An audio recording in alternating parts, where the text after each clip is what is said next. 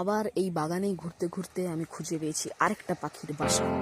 তবে এই পাখির বাসাটাকে পাখিরা ছেড়ে চলে গিয়েছে, কারণ এখানে অলরেডি তারা ডিম পেড়েছে এবং ডিম থেকে বাচ্চা বেরিয়ে গিয়েছে। তো ভাঙা কিছু ডিমের খোলস পড়ে আছে, তবে বাসাটা রয়েছে, সেটাই দেখাবো। এই যে বাসা, উপরের দিকে ডিমগুলো রয়েছে। পাশে আরো একটা গাছ আছে যেখানে আমি দেখেছি পাখিরা আসা যাওয়া করে, সেটা এই গাছটা।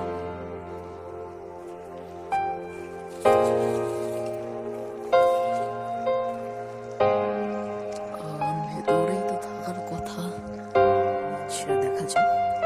ভেতরটা অনেক বেশি পাতা টাতা দিয়ে ঘেরা থাকে, দেখতে পাচ্ছি না।